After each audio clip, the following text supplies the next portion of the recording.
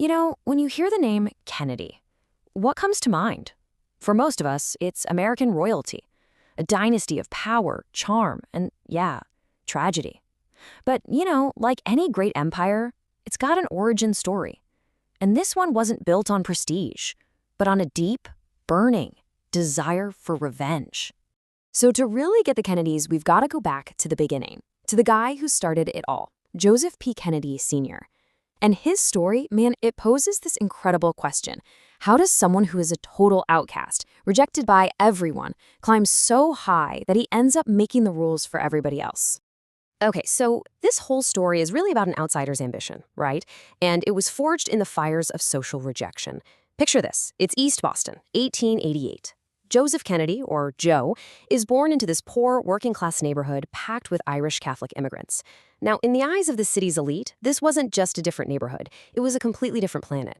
You have to understand, the social battle lines back then, they were drawn in permanent ink. On one side, you had the Protestant establishment, the old money. These were families with wealth and power stretching back for generations. And on the other side, you had thousands of Irish immigrants who were seen as, well, less than. They faced this intense prejudice. Joe Kennedy was born on the absolute wrong side of that line, and he would never, ever let anyone forget it. So Joe, through some strings his dad pulled, actually gets into Harvard. I mean, this should have been it, right? His golden ticket into the high and mighty world of the elite. But nope, it wasn't. He was totally ignored, shut out from all the fancy social clubs that were the real pathways to power. He wasn't one of them. He was just some pathetic Irish kid. And that rejection, it didn't break him. It lit a fire under him that would fuel his entire life. So, okay, they wouldn't let him in the club. Fine. Joe Kennedy decided he'd just learn how to burn the whole thing down. After he graduated, he had to watch as all his Harvard classmates got these cushy banking jobs on Wall Street. But the doors were slammed shut for him. Why? Because he was Irish Catholic.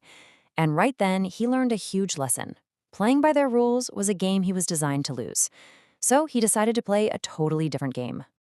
And his plan? Oh, it was just brilliant. So simple, it's genius. Instead of trying to get a job in a bank, he gets a job examining them. Think about that. It's like getting a backstage pass to the entire financial system. He learned all its secrets, its weaknesses, and exactly how the rules were designed to be broken. And then, armed with that secret knowledge and a little help from his dad, he takes over a local bank. At just 25 years old. The outsider was now on the inside. And this all circles back to something his father had taught him. See, his dad was a local politician, but Joe saw that what really made things happen wasn't just being a good guy, it was cash. This quote right here became Joe's life motto. Money wasn't just about being rich, it was the great equalizer. It was the weapon he was going to use to win his war against the establishment.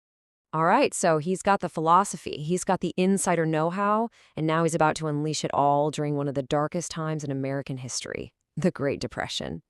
His go-to move was something we now call insider trading. Basically, it's like knowing the test questions before you take the final exam. You know something crucial that nobody else does. Now today, this is a massive crime. But the crazy part, back then, it was just part of the game. It was totally legal. And Joe Kennedy was an absolute master at it. And the results? I mean, they are just staggering.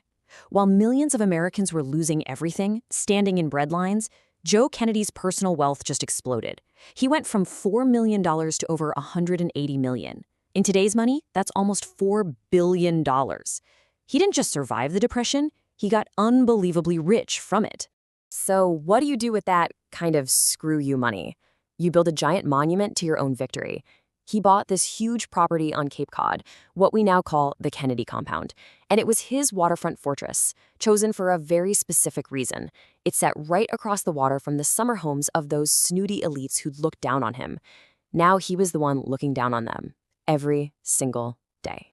Okay, so he's got the money, he's built his monument of revenge, but Joe knew that for this to really stick, money had to be turned into something that lasts. Influence. And he set his sights on the two places where real power is made in America.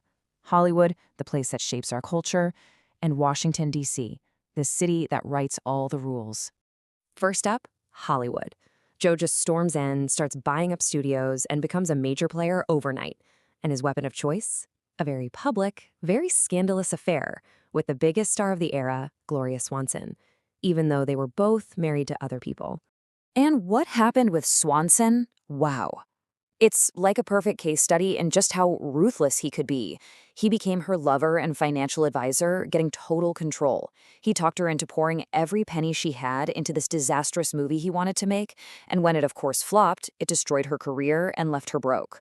And when it all came crashing down, he just looked her dead in the eye, said nothing, and walked away, forever. He'd used her up and he was done. So he's conquered Wall Street, he's conquered Hollywood.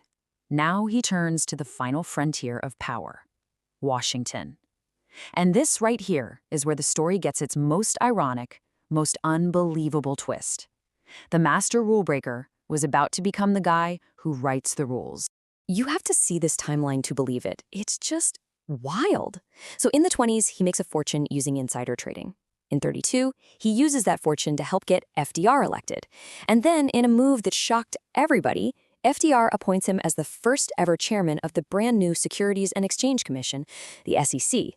So the guy who got rich gaming the system is now the guy in charge of stopping it. You can't make this stuff up. And you know what? That's exactly what he did. One of his first jobs as SEC chair was to help write the laws that made the stuff he used to do completely illegal. The poacher became the gamekeeper. It was the final, brilliant move. He climbed that ladder all the way to the top, and then he kicked it right out from under everyone else. You know, the story of Joseph Kennedy is really a masterclass in power. How to get it, how to use it, and maybe most importantly, how to rewrite the rules to make sure you keep it. He built an empire for his family that would last for generations. But it leaves you with this one nagging thought. He built the castle, and then he pulled up the drawbridge. It really makes you wonder, doesn't it? Who's writing the rules for us today? And what games did they have to play to get there?